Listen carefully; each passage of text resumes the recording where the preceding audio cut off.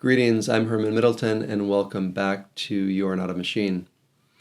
Today's quote from Hannah Arendt is particularly timely as academics in the West increasingly question some of the most basic biological realities of life, and as AI and other technologies make it increasingly difficult to discern truth from falsity.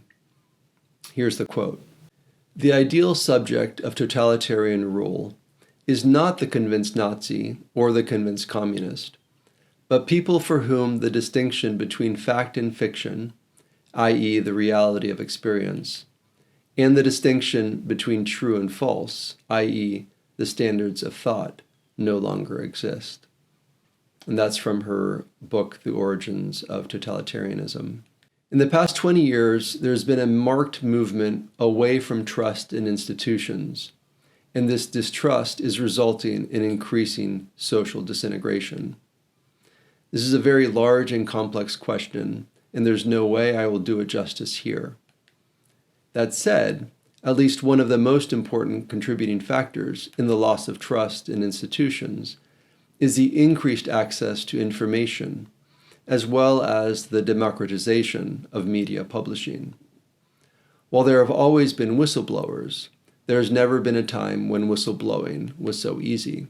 We find ourselves in the unusual position where, on the one hand, it has never been easier to expose corruption and to keep those in power honest.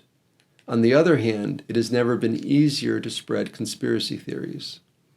The problem, of course, is that while many conspiracy theories end up proving true, most of us lack the ability to discern true conspiracies from false conspiracies. Regardless of one's political positions, it is increasingly difficult to distinguish fact from fiction, and this is only going to get worse as AI plays a greater role in social life. And we need institutions that we can trust more than ever. So what to do? Unfortunately, we cannot stop the world around us from continuing to lose its mind. What we can do is to keep our own minds balanced and healthy. Social contagion is a real thing, and we will need to be increasingly aware of its effect on society, and, if we're not careful, on us. It will help greatly if we can find other folk of like mind, who are also aware of the tsunami of chaos that is headed our way, and who can help us to not overreact to the things that seem so obvious to the world around us.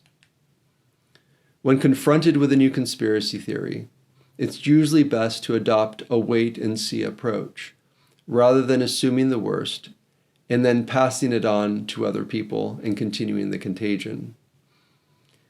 Another good principle to adopt is to ask oneself what it would take to disprove the conspiracy theory.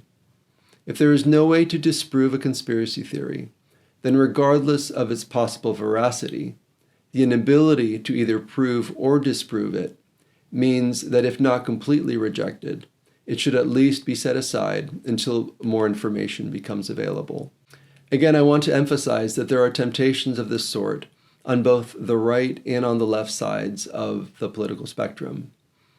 If we do not protect ourselves from unverifiable and unfalsifiable conspiracy theories, then we will find that our own ability to discern between truth and falsity is compromised, and that our trust in the institutions that help maintain social cohesion continues to be undermined. Finally, to return to the quote from Arendt, as society's ability to discern between truth and falsity is compromised, and as trust in the institutions that help maintain social cohesion is also undermined, our society becomes increasingly in danger of capitulating to the government's authoritarian tendencies.